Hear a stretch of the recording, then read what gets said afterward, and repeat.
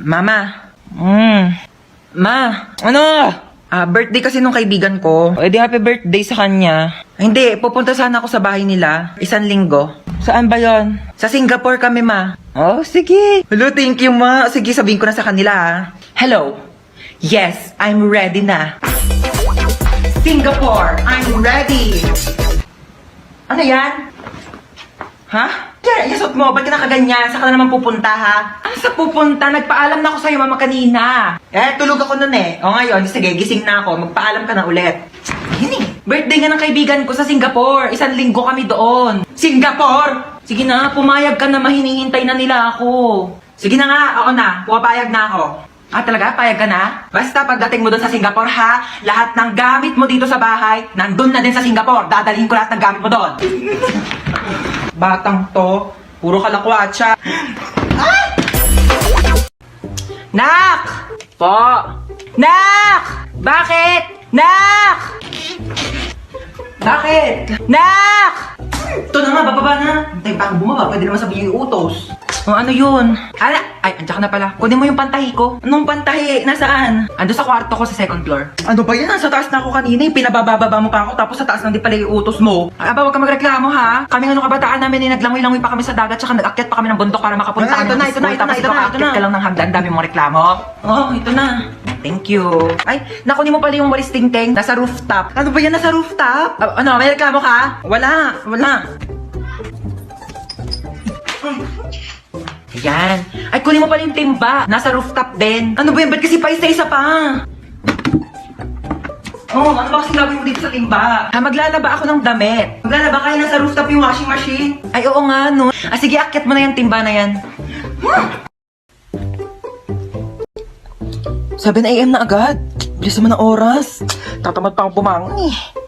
10 minutes na lang, 10 minutes. Ano ba yan? Bakit bang ingay ng mga baby? Oh, gising ka na pala. Sino ka? Anong sino ako? Ikaw talaga? Pagod ka lang siguro sa trabaho. Anong trabaho? Grade 11 pa lang ako, nag-aaral pa lang ako. Teka lang ha, ba't ang ingay ng mga batang yun? Sino ba yun? Ano ka ba? Mga anak mo yan, oh, si Chuchay, pati si Kendra. Hi, Daddy! Hi, Daddy! Wag mo ako tawagin Daddy, kadiri kayo. Bakla nga ako ba't ako mag-aanak? Teka nga, sino ka ba ha? Asawa mo ako? Ano ka ba? Asawa kita? Kaperang ako cellphone mo. 2030 na? Sabi ko 10 minutes na ako matutulog, hindi ko sinabing 10 years. Ay naku mahal, pagod na pagod ka lang talaga siguro sa trabaho mo. Naku, i-kiss na lang kita. Anong kiss? Aray! Aray ko mahal! Kadiri ka! Ano nangyari dyan sa pasyente? Naputulan ng paa? O sige, ipasok niyo na agad sa emergency room. Operahan na natin yan agad, ha? Ano nangyari sa'yo? Naputulan ka ng paa? Diyos ko! Ipahid mo tong mga to. Inumin mo tong pinakulong oregano. Inumin mo tong efficacent oil. Ipahid mo lang pala yan. Dahon. Hi na. Nakabili ako ng bagong cellphone.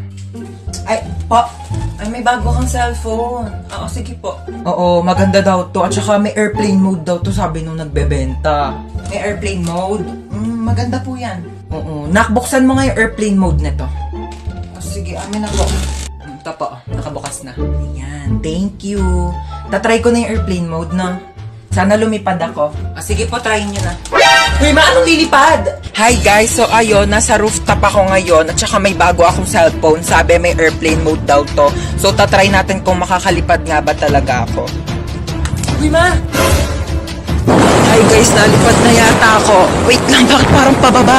Shit, sabi ko na nga, ba scammer yung nagbebenta eh. Ma, uwi na tayo. Shh, maghintay ka. Nasa simbahan pa tayo ha. Makinig ka kay Father. Ayoko na dito. Alis na tayo. Yes, Father. Maghintay ka ha. Isa pa. Malilintikan ka talaga sa akin mamaya. Yes, Father. Ayoko nga dito. Gusto ko sa Jollibee. Father. Di ka talaga titigil. Mamayak talaga sa akin sa bahay ha. Tutok-tokan kita. -10 na ako kay Lord. Umayos ka, ha? Walang magja-Jollibee mamaya, ha? Di ka kakain ng french fries. Iiwanan kita dito. Sorry, Father. Sorry, Lord. Ba't ang daming basura sa labas? Hubarin mo yung sapatos mo. Pasok muna ako. Ang init kaya. Hubarin mo yung sapatos mo. Bawal magpasok ng sapatos dito sa loob ng bahay. Ito na nga. Hubarin ko na. pumasok? Di ba sabi ko bawal magpasok ng sapatos dito sa loob ng bahay? Kakalinis ko lang ng sahig.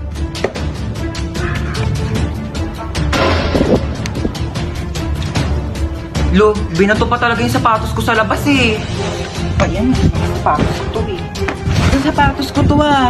Mga sapatos ko to eh. Di ba to si mama? Ma, bakit yung mga sapatos ko na dito sa basurahan? Di ba sabi ko nga, bawal magpasok ng sapatos dito sa loob ng bahay. Lo, bakit mo naman nilabas lahat? Ang mamahal kaya ng mga sapatos ko. At saka di mo pwedeng basta-basta mo na lang iwanan dito sa labas yung mga sapatos ko. Eh paano kung may kumuha?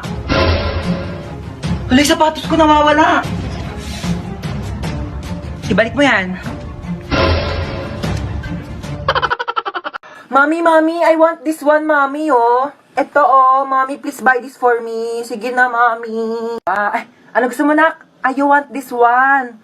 Ang dami mo ng toy sa bahay, nak. Okay, last na to, ha? After this, tama na, okay? Magkano to?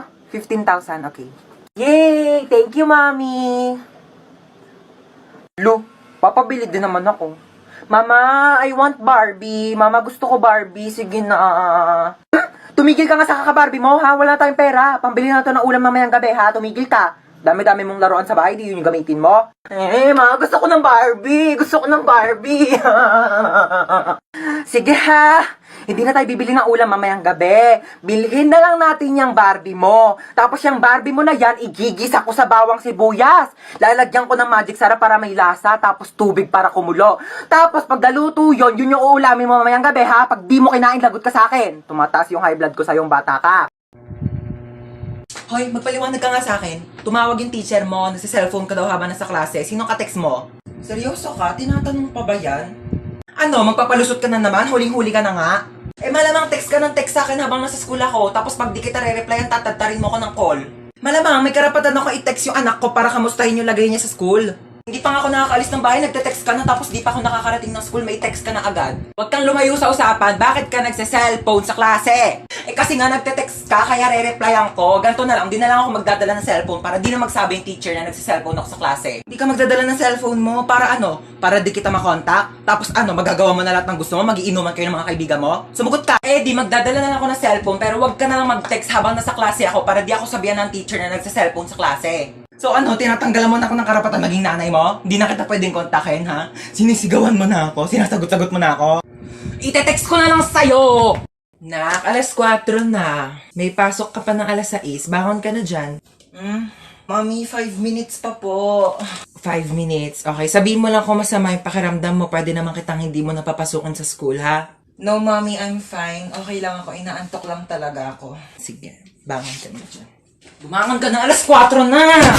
Aray, wait lang, 5 minutes pa. 5 minutes mo na yan. Pag di ka bumaba, huwag ka na mag-aral, huwag ka na pumasok. Magtambay ka na lang. Oo na, Mama. Yung talagang batang hindi pa rin talaga bumababa. Batang to, lagpas 5 minutes na, ba't di ka pa bumababa? Saan batang yun?